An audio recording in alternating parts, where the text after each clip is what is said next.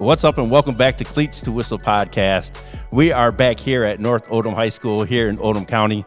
And I want to say thank you, Coach Roberts, for having me back out, man. Hey, we appreciate you coming out and talking to a few of the kids, and we're excited to get rolling. Yeah, man, just a little mini media day for North Oldham, man, and get your boys some recognition, man, because they've been working hard, man, in this heat. Most definitely. It's definitely been hot. We had to adjust practice plans a little bit just to accommodate the heat, but they're excited. We got a great group of kids ready to get on and talk a little bit about the program. There we go. So we're just going to touch base with you. It seems like I was just out here, 2 weeks ago, I feel like? Yeah, I think it's been about 2 weeks. Yes, sir. Yeah, man. So he's out here. He's building his brand out here. And I'm pretty impressed, man. I went to the inaugural 7-on-7, the minority coach 7-on-7. You guys look pretty impressive, man. We got a great group of kids, a nice core. We're a little bit banged up at the moment, but we're hoping to kind of get some guys healthy over the next few weeks. But once we are healthy, I think that we'll definitely be a team to look out for. All right, here we go. And we're just going to jump right into this. Coach is going to be busy. Like I say, it's the end of week 3, but we're out here grinding, trying to get these player profiles in. Well, with that being said, now are you guys still trying to fundraise, or and then how do, like, somebody, if they do want to help sponsor your program, how would they get a hold of you?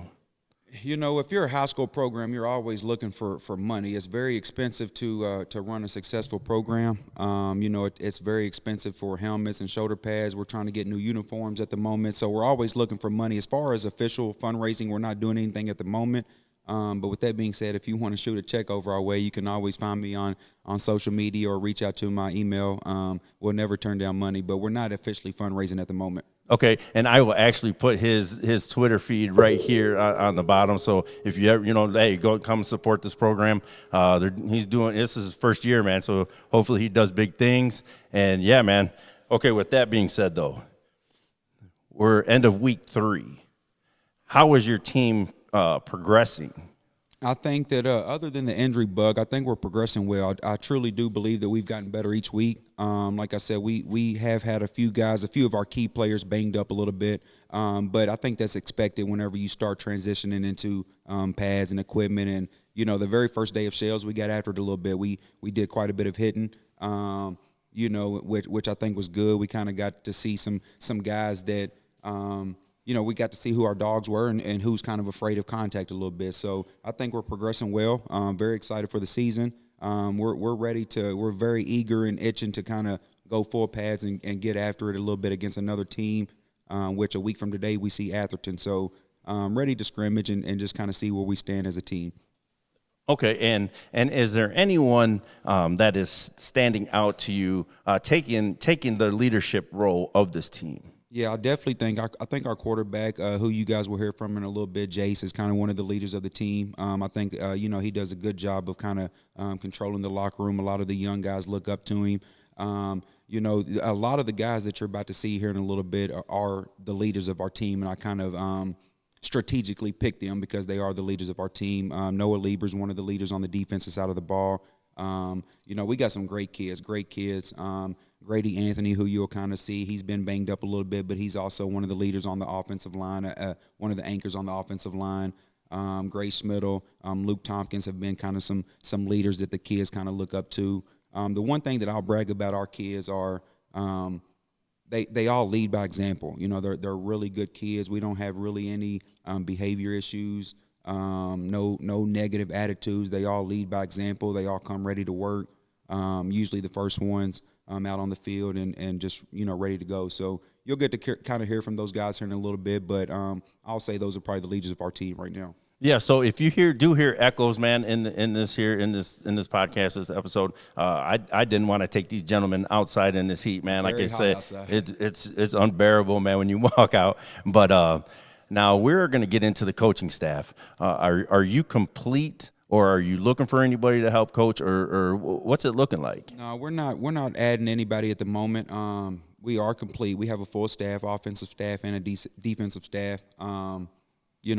Which we've all kind of been intact with since I got here, since about March. A few guys didn't join us until end of May, early June, but we're complete as a staff. We're gelling and kind of trying to work out some kinks and some wrinkles and stuff like that. But I think we got a great staff and great coaches, but great people as well. So we're not looking to add anybody at the moment, and every single one of the coaches are very excited and eager to kind of get the season rolling. Yeah, that's very exciting, man. I'm pumped up for you, man. Excited. Now, we talked a little earlier about the 7-on-7. Are you guys done officially with 7-on-7? Yes. Yesterday was our last 7-on-7. We actually went and did a little one-on-one with Collins. And then the week before we was at EKU. Thought we played extremely well at EKU. And then the week before that, we was at the one you just mentioned at Atherton at the minority coaches 7-on-7. So we're done. Some guys call 7-on-7 fool's gold. So it's time for real football now. We had a lot of fun and kind of used 7-on-7 to kind of learn some offensive stuff and also bond as a team and build some chemistry. But now it's go time. So yeah, and that's what I was going to say. Give me your thoughts on 7-on-7 because some coaches are like you said, fool's gold. Yes. I believe it's a great tool. But what is your thoughts? So I told the team a couple weeks ago. So I don't necessarily believe that 7-on-7 is going to help you win ball games in November. But I do think 7-on-7 is very beneficial for multiple reasons, especially a team like us. What we do on Friday nights in the regular season is the same thing that we do on 7-on-7. Now, if you're a wing T team and you're trying to go out and do 7-on-7, maybe it's not exactly what you're going to do on Friday night. But for us, what you see us do on 7-on-7 is the same thing we do on Friday night. So I think that it kind of helped our players, learn the playbook. It kind of helped our quarterback build some trust with some guys. It helped the defense kind of work out some wrinkles and kind of see who's some defensive guys that they can lean on Friday nights. I think it's a great team bonding tool. Build some chemistry. I personally think it's very beneficial. Now, is it going to help you win a state championship in November or December? No, but I do think that it kind of helps. And at the end of the day, it helps with conditioning as well. Guys are out there, running in the heat and conditioning without realizing that they're conditioning. So I think there are some benefits to it for sure. Yeah, and I'm a huge guy on communication, especially on the field. You know what I mean? He's got to, your corner's got to yell in, your backer's got to yell out. You got to, you know what I mean? You, me, whatever you got, you know what I mean? And that's huge, man. Yes. And to get their vocal leadership going, you know what I mean? And that's huge. Yeah. You got your safeties calling whatever they, shoot for us or whatever, you know what I mean? So it's just communication-wise. Yes, I agree. And for us, like I said, defensively, I think it's very hard. 7-on-7 is kind of geared for the offense. It's easier. All the rules that you have in place is kind of easier for the offense than it is for the defense. But I think it's beneficial for both sides of the ball. And like I said, for us specifically, we was running our offense. So I think guys kind of got to help them learn the offense, and at the end of the day, it was a chance to go out and compete against somebody else. So, we got to go out and compete, and the kids love competing. It gets redundant, practice against the same kids, the same team every day. So it's a chance to go out against another team and compete. There we go. We are almost done, Coach. I wanted to just touch base with you. We talked about Sprint before, I think. Has Sprint, any program, reach out to any of your guys? And give me your thoughts of Sprint football. Yeah, so we had one of our kids actually just got an offer from a Sprint football team about 2 weeks ago. Last week, Bellarmine was on, Coach Wheatley was on campus kind of checking out our program and just trying to build a relationship. I've known him for a while, so he came on and kind of watched practice. So they're trying to get a little bit more involved and checking out some of our kids. Personally, I'm a big fan of Sprint. I think that the state of Kentucky isn't as familiar with Sprint right now. I think that once it's been around a little bit longer, it will continue to grow. I mean, it's NCAA. They abide by the same rules that NCAA does. The only difference is a weight limit. Other than that, it's normal football. It's 11-on-11. All the same rules as the NCAA. They can give scholarships, things like that. I just think that it's new and unfamiliar to the state of Kentucky. I do think that it will continue to grow as we learn and know more about Sprint football. But I think it's beneficial because in Kentucky, you don't have a lot of big kids.